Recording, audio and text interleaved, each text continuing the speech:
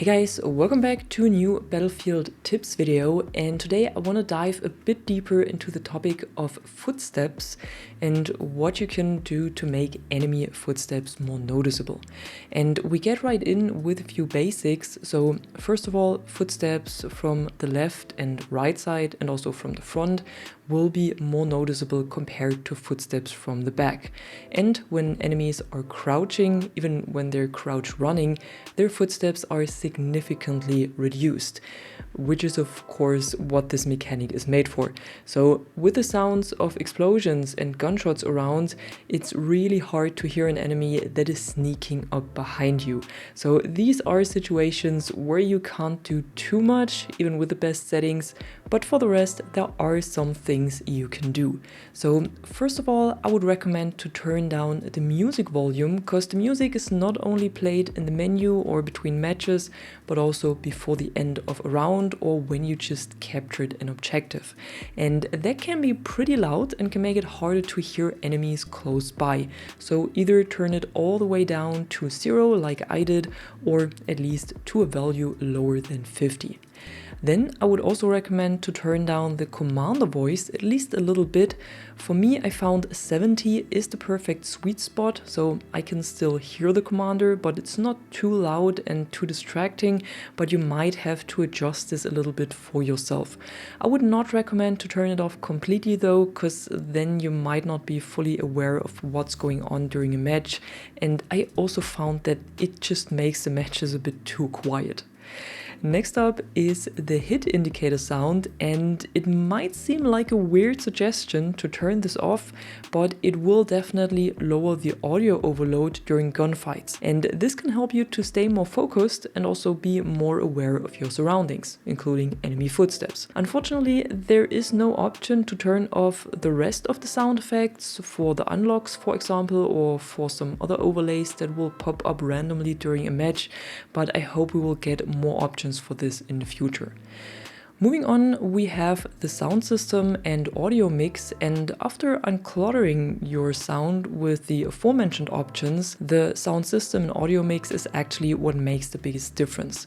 So for the sound system, I would recommend to use Spatial 3D, even if your headphones do not actually support it, but I tried out all of these settings with different headphones and I found that Spatial 3D helped me the most to pin down enemy locations and be aware of what's going on around me. And then for the audio mix, I found that two of the settings worked pretty well.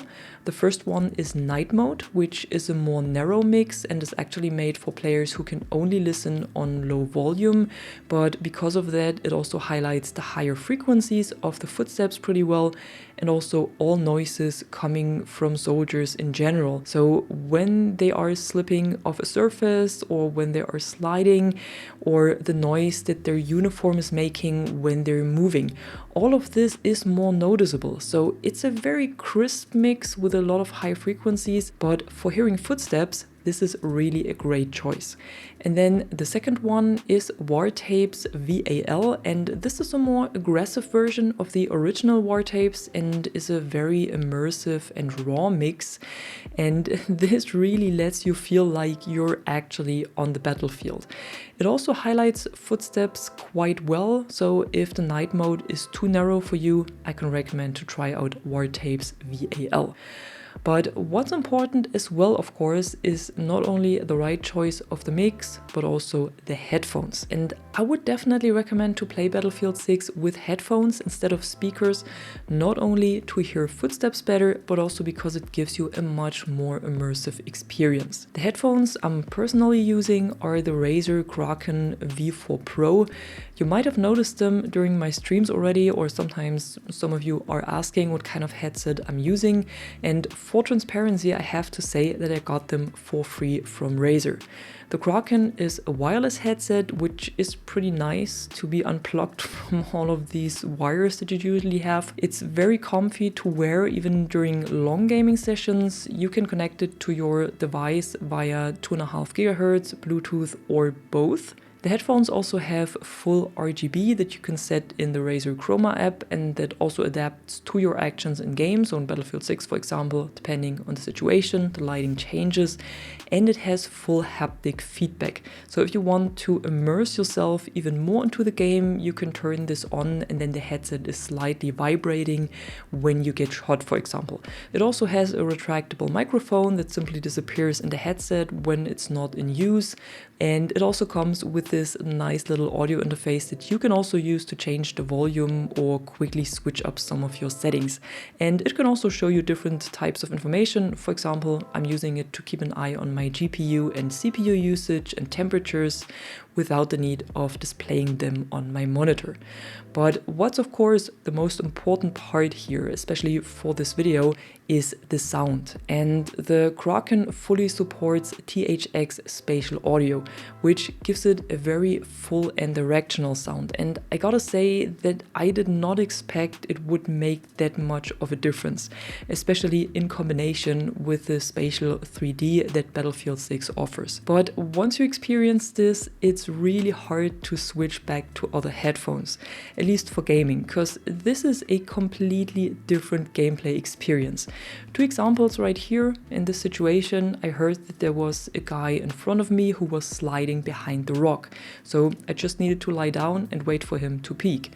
Or in this situation, I was pretty focused on the enemies on the objective, but could still hear a guy coming up towards me from the right side, so I could turn around and shoot him. And what I'm just trying to say is, do not underestimate the importance of headphones and also of high quality headphones for your gaming experience. But of course, for this video, I did not only do tests with the Razer Kraken 4 Pro, but also with the SteelSeries Arctis Nova 3, which is the headset I used before, and also with the Biodynamics DT880 Pro, which is the headset I'm using to edit my videos and voiceovers. So the settings I'm recommending here do not only work with this one headset, but they work fine with others as well. But what you can do as well, in addition to this, at least when you're playing on PC, is to adjust some of the equalizer settings. And I'm going to show you what I did on the example of my headphones in the Razer Synapse app here, but normally all headphones have their own app where you can do these kind of adjustments. So what I did for Battlefield 6 first is that I analyzed the footstep sound and its frequency, and I found that it's mainly between 200 and 800 Hertz, which is a pretty typical range and frequency for a shooter game. So what I did was to cut the low ends, so basically everything below 120 Hertz, because this takes away the deep and muddy sounds that you don't want and you also don't need in the mix. Then I raised the frequencies from 250 to 1 kHz, and I also slightly raised the ones above 1 kHz, because this is what makes the mix a bit more crisp, all in combination with the in-game settings that I had described before, of course. But maybe you want to play around with this a little bit and try to find the right setting for you, but I would definitely recommend to raise frequencies between 250 and 800 or even up to 1 kHz. And some more things I would also recommend to change in game is to lower the tinnitus sound effects volume to 0, so turn them off completely, and this will reduce all of the high tinnitus-like sounds coming from explosions, destructions, or when a grenade is going off close to you. And this really helps when it comes to reducing the audio overload in the game. And what you can turn off as well, in addition to this, is the radio music that is playing either in vehicles or that is coming from radios scattered across the map, because sometimes this can be distracting or even make it harder to hear enemies nearby. And lastly, there is the voice chat, and even though you can't do much about enemy footsteps here, I thought I still include it because it has some nice features. Because what you can do here is to set the voice chat to directional or in-world, and this allows you to hear your squad mates only from the direction they actually are. So if they are on your left side, you only hear them on your left ear. The directional setting only splits it up into the directions, but keeps the distance the same. while the in-game setting also adds distance to it, which means squad mates that are talking and are closer to you will be louder compared to squad mates that are further away. I'm not sure I really like this, to be honest. I tried it out for a few games, but it was not my kind of thing.